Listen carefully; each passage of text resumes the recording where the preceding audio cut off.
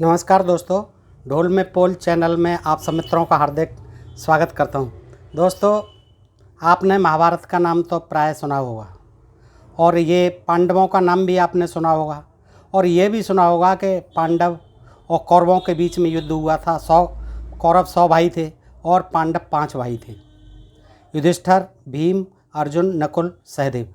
और लेकिन एक कर्ण भी थे, पांडवों के छठवें भाई।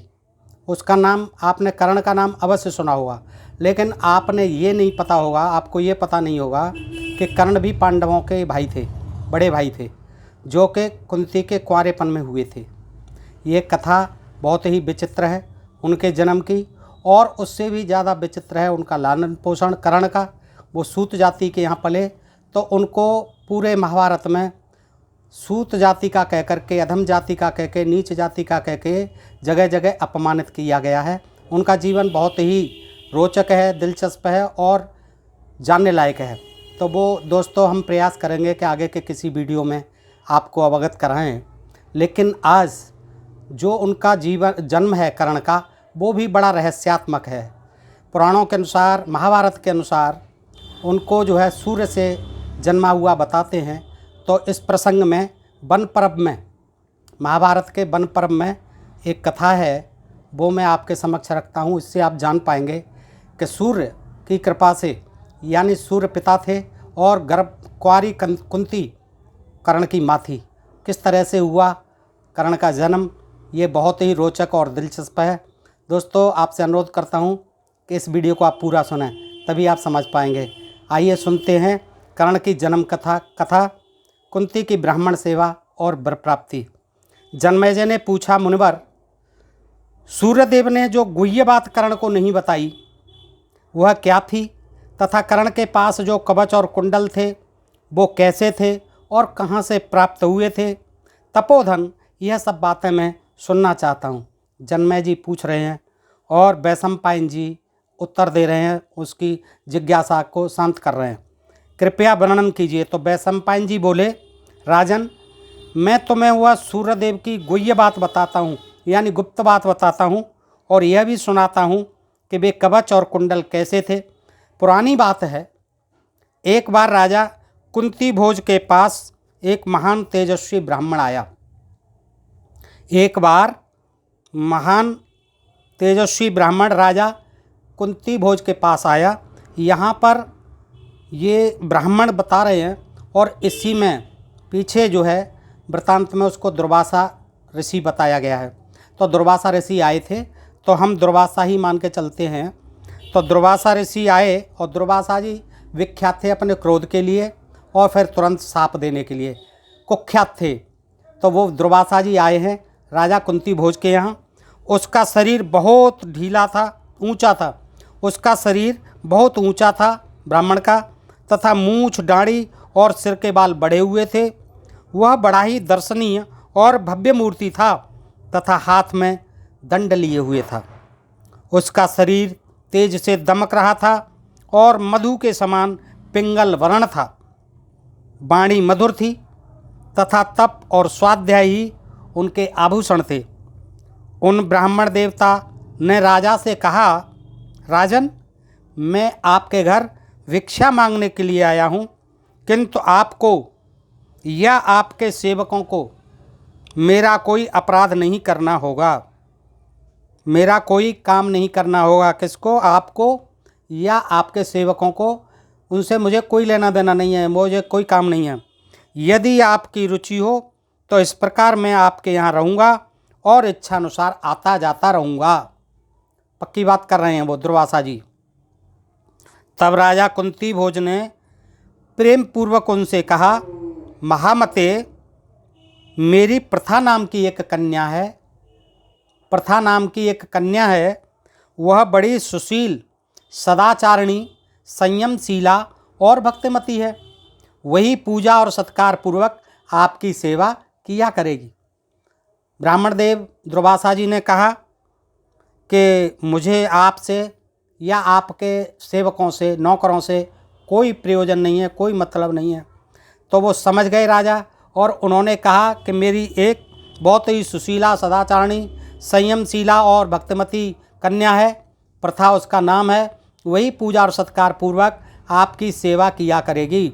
उसके शील सदाचार से आपको अवश्य संतोष होगा। ऐसा कहकर राजा ने विधिवत ब्राह्मण देवता का सत्कार किया और विशाल नयना प्रथा के पास जाकर कहा, बड़ी बड़ी आँखों वाली विशाल नयना प्रथा के पास जाकर कहा, बेटी, ये महाभाग ब्राह्मण देवता हमारे यहाँ ठहरना चाहते हैं। तो यहाँ ये भी सिद्ध हो रहा है कि वाकई ब्राह्मणी देवता थे और मैंने तुझ पर पूरा भरोसा रखकर इनकी बात स्वीकार कर ली है।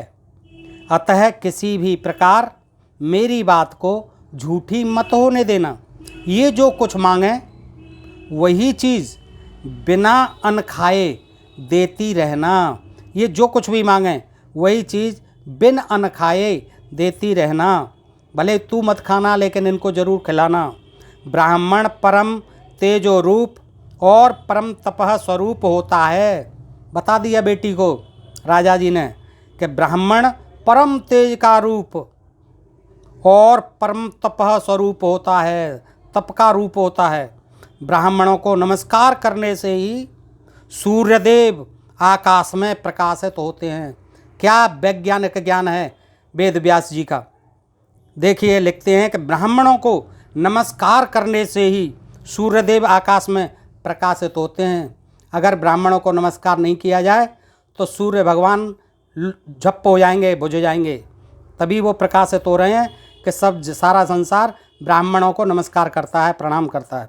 बेटी, उन ब्राह्मण सूर्यदेव आकाश में प्रकाशित होते। बेटी, उन ब्राह्मण देवता की परिचर्या का भार ही इस समय तुझे सौंपा जा रहा है। उन ब्राह्मण देव की सेवा की जिम्मेदारी बेटा तुझ पर है। तू नियम पूर्वक नित्य प्रति इनकी सेवा करती रहना।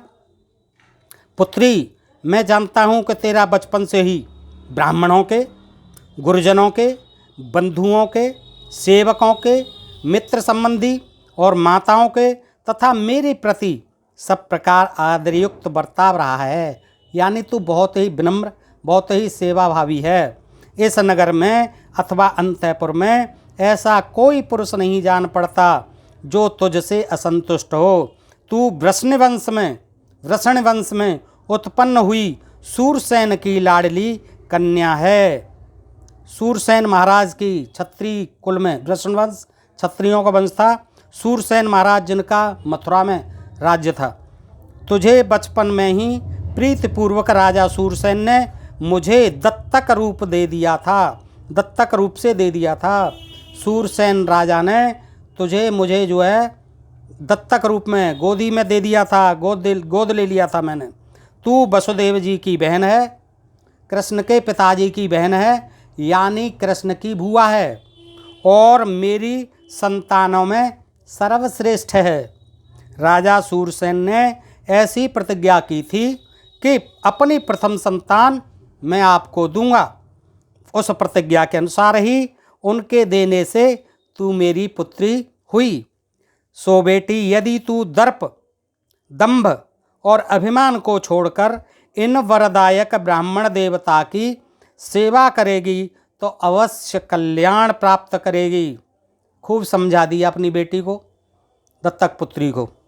और कृष्ण जी की भुआ जी थी, वासुदेव जी की बहन थी और सूरसेन की पुत्री थी। इस पर कुंती ने कहा, इन्हीं का नाम कुंती भी है। कुंती ने कहा, राजन, आपकी प्रतिज्ञा के अनुसार मैं बहुत सावधान रहकर इन ब्राह्मण देवता की सेवा करूंगी। बहुत सावधान रहकर। ब्राह्मणों की पूजा करना तो मेरा स्वभाव ही है। इससे आपका प्रिय और मेरा परम कल्याण होगा। ये चाहे सायंकाल में आवे, चाहे सवेरे आवे, चाहे रात में आवे और चाहे आधी रात के समय आए। इन्हें मैं किसी प्रकार कुपित होने का अवसर नहीं दूंगी। इनको कुपित होने का क्यों? पिता ने ये भी बता दिया होगा कि ये दुर्वासा जी देवता महाराज बहुत ही क्रोधी हैं और ये तुरंत साप देते हैं, जरा सी इनको क्रोध आ जाए, उल्टा काम कोई कर दे तो। राजन, इसमें तो मेरा बड़ा लाभ है कि आपकी आज्ञा में रहकर ब्राह्मणों की सेवा करते हुए अपना कल्याण करूं। तो ये सेवा का काम छत्री भी करते थे। ये आप साफ देख पा रहे हैं, बेटी भी सेवा के लिए तत्पर है ब्राह्मण देवता की। कुंती के ऐसा कहने पर राजा कुंती भोज ने उसे बार बार हृदय से लगाया और उसे उत्साहित करते हुए उसका सारा कर्तव्य समझा दिया। राजा ने कहा, ठीक है कल्याणी, तुझे निसंक होकर ऐसा ही करना चाहिए। उससे ऐसा कहकर परम यशस्वी कुंतीभोज ने उन ब्राह्मण देवता को वह कन्या सौंप दी, उनके हवाले कर दी, समर्पित कर दी और उनसे कहा, ब्राह्मण, मेरी यह कन्या छोटी आयु की है और बहुत सुख में पली है। पक्की बात है, छोटी आयु की भी थी और सुख में, तो क्योंकि राजा की घर में पैदा हुई और राजा के घर में ही पल रही है, तो बिल्कुल सुख में ही पली है। यदि इससे कोई अपराध हो जाए तो उस पर आप ध्यान न दीजिए देना। महाभाग, ब्राह्मण लोग वृद्ध, बालक और तपस्वियों के तो अपराध करने पर भी प्रायः क्रोध नहीं करते। ब्राह्मण लोग वृद्धों से, बालकों से और तपस्वियों के अपराध से कभी भी क्रोध नहीं करते, गलत कुछ हो जाए तो। यह सुनकर ब्राह्मण ने कहा, ठीक है। इसके पश्चात राजा ने उन्हें प्रसन्न होकर हंस और चंद्रमा के समान श्वेत प्रासाद में ले जाकर रखा। हंस और चंद्रमा के समान सफ़ेद प्रासाद में, महल में ले जाकर रखा दोनों को। वहाँ अग्निशाला में उनके लिए एक तेजस्वी आसन बिछाया गया तथा उसी प्रकार पूरी उदारता से उन्हें भोजनादि की समस्त वस्तुएं भी समर्पित की गईं।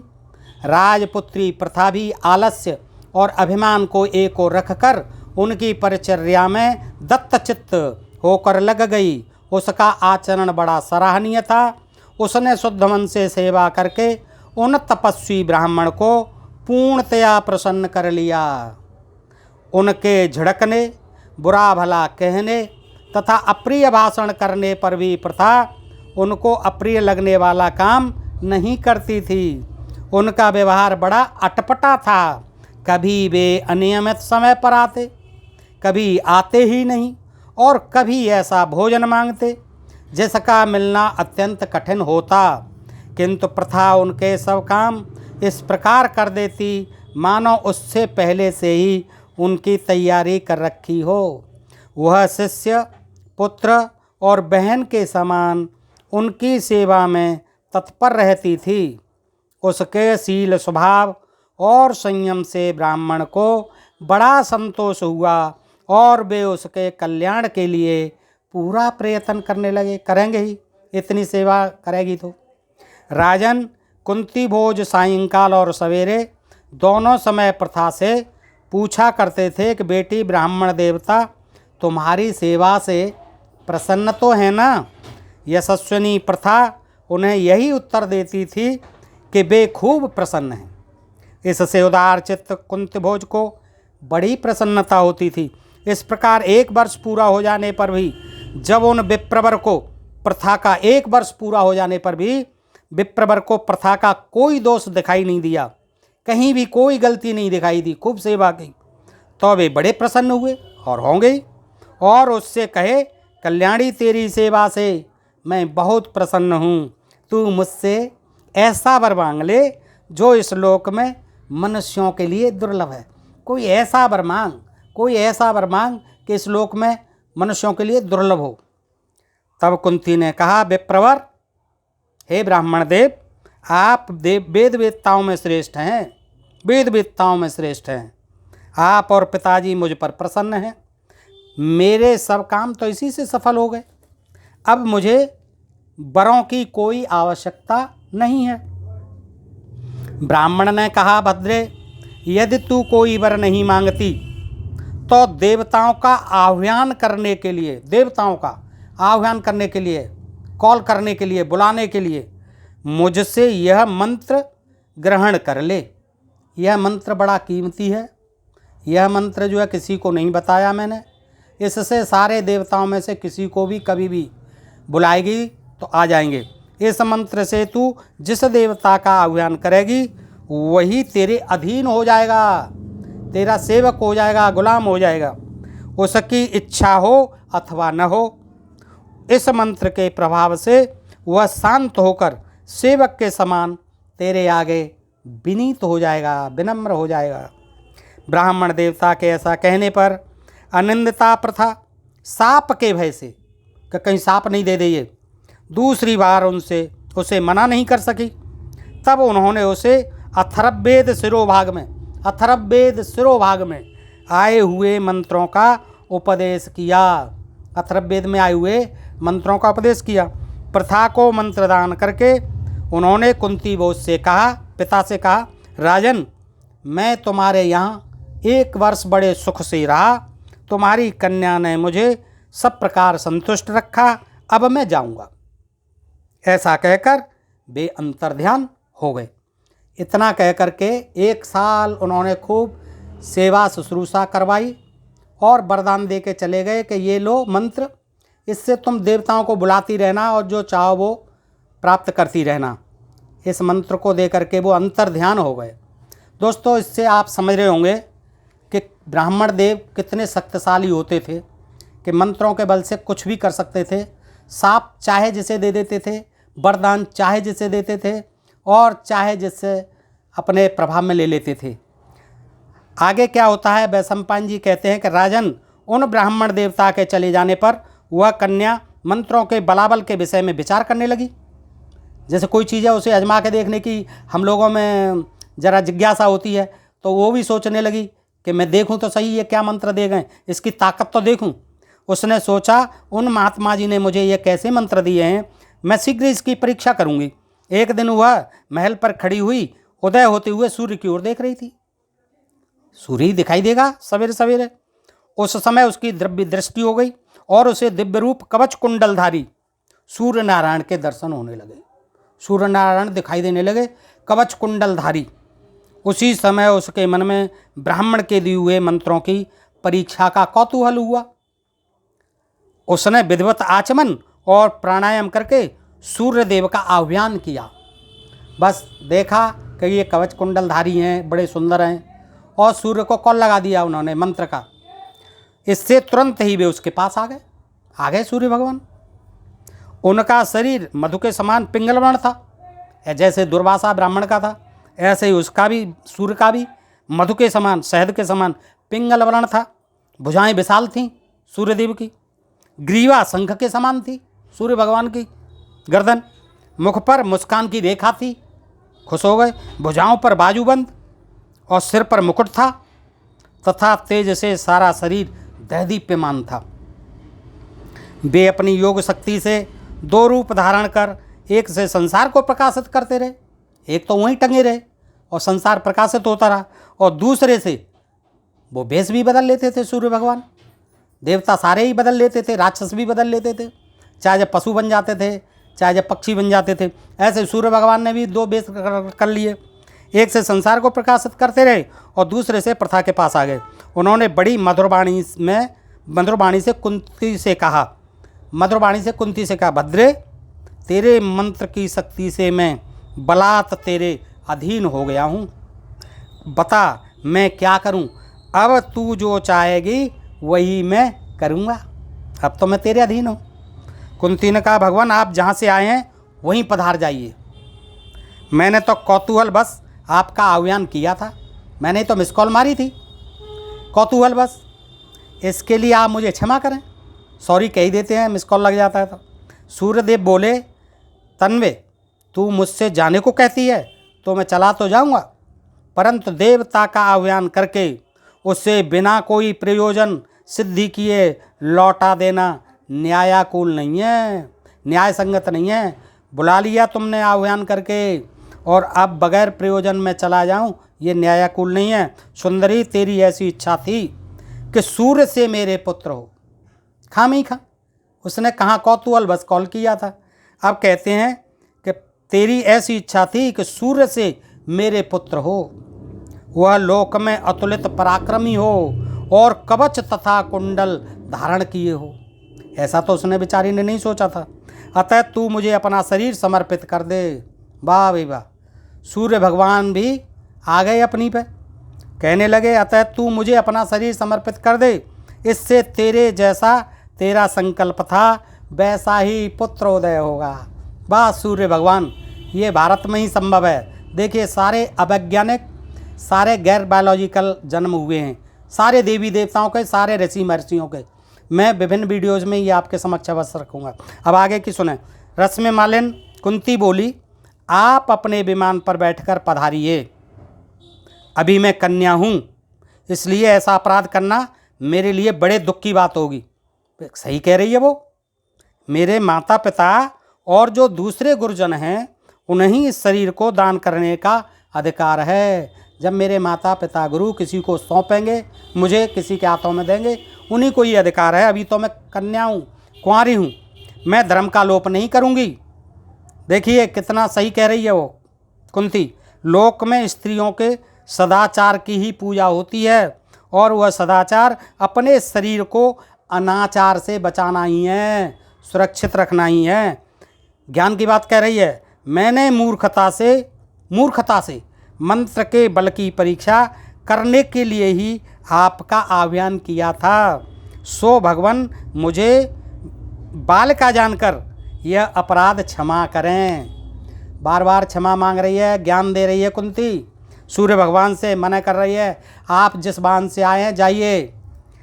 सूर्य फिर भी क्या कहते हैं, भीरू डरपोक, तू बालिका है इसलिए मैं तेरी खुशामद कर रहा हूँ। तू बालिका है इसलिए मैं तेरी खुशामद कर रहा हूँ, नाबालिग है।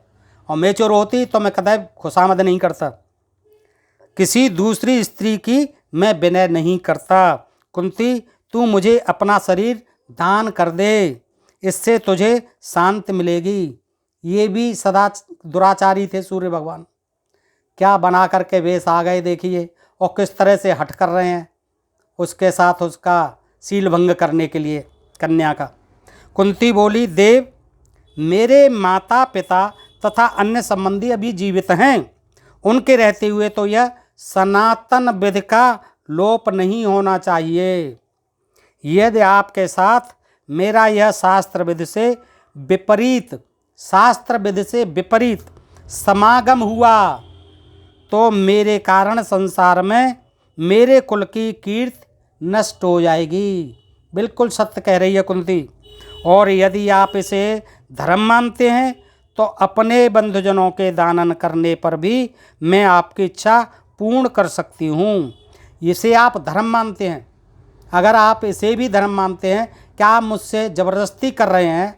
हर बात की अपनी अपनी कर रहे हैं, अपनी शक्ति दिखा रहे हैं, अपनी ताकत दिखा रहे हैं मुझे अबोध बालिका को, तो ये आपकी ज़बरदस्ती है। और यही अगर धर्म है तो मैं आपकी इच्छा पूर्ण कर सकती हूँ, किंतु आपको दुष्कर आत्मदान करने पर भी मैं सती ही रहूँ।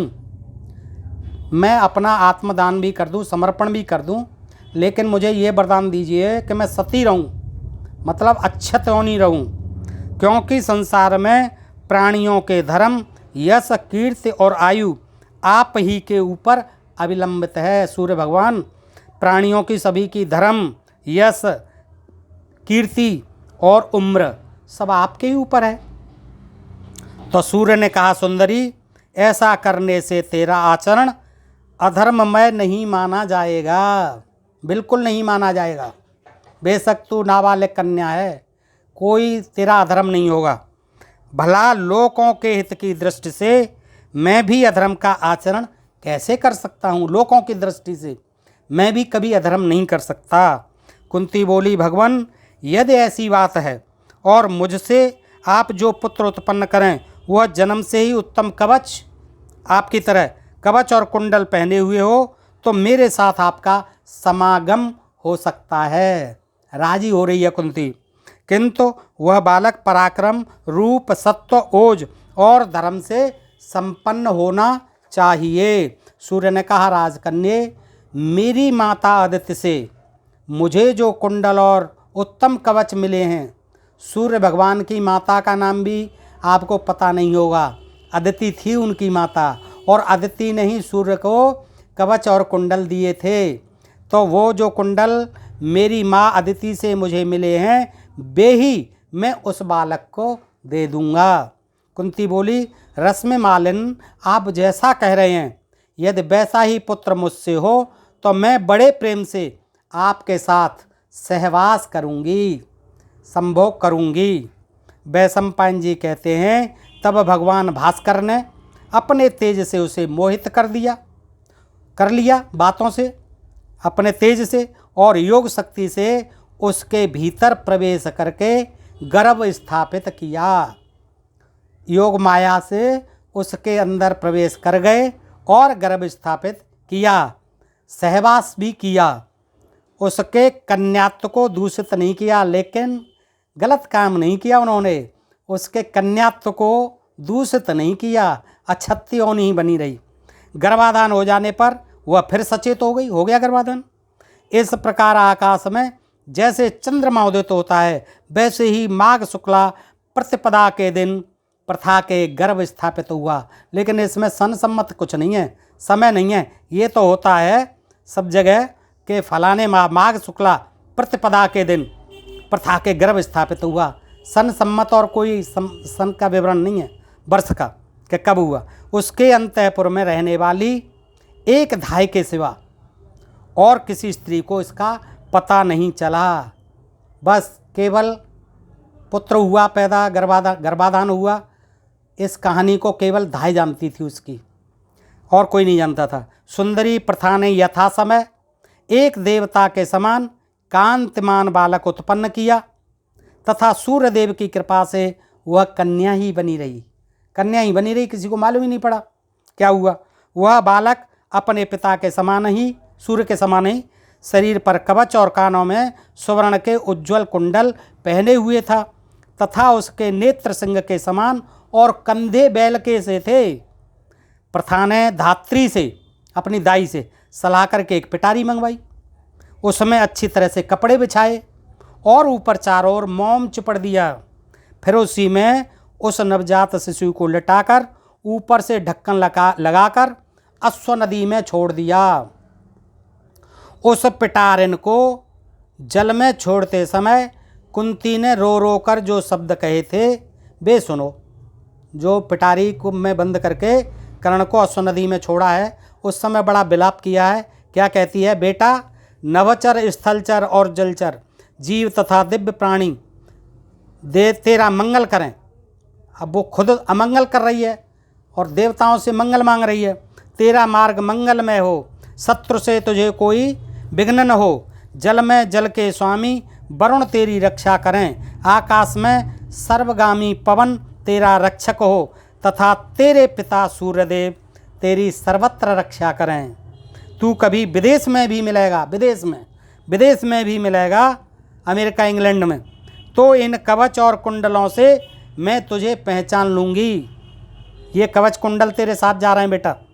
प्रथा ने इसी प्रकार करुणापूर्वक बहुत विलाप किया और फिर अत्यंत व्याकुल होकर धात्री के साथ राजमहल में लौट आई।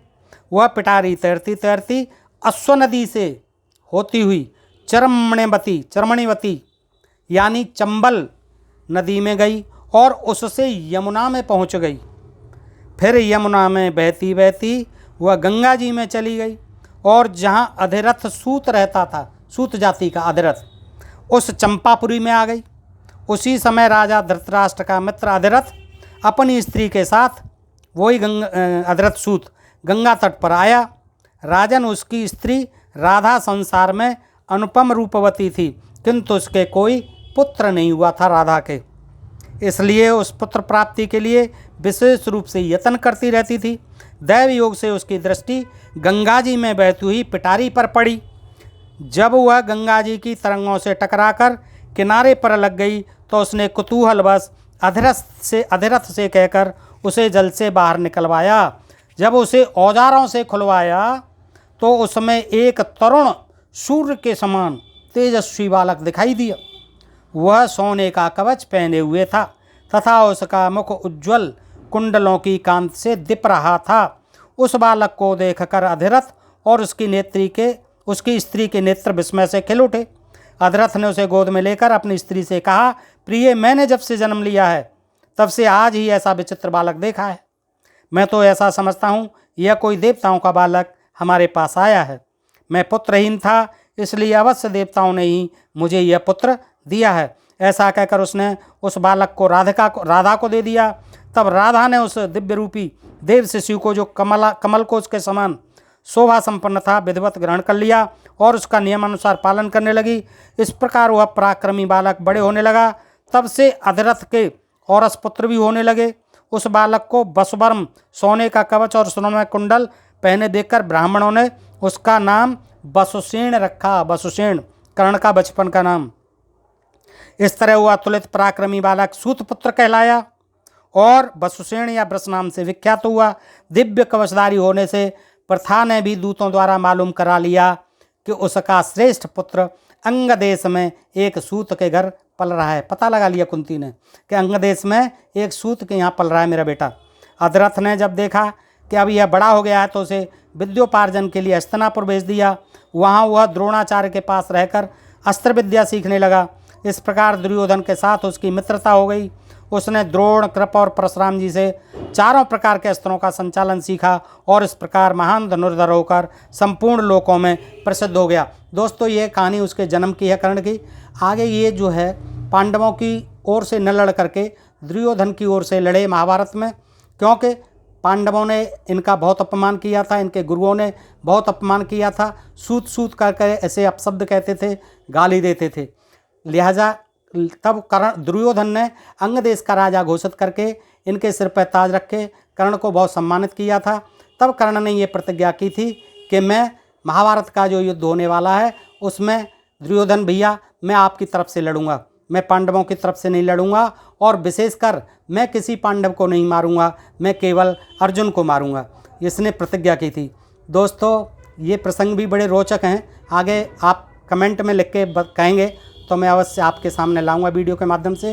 दोस्तों, आज के लिए इतना ही। सुनने के लिए बहुत बहुत धन्यवाद और एक ही अनुरोध कि अपने चैनल ढोल में पोल को सब्सक्राइब करते रहें। जय हिंद, जय भारत।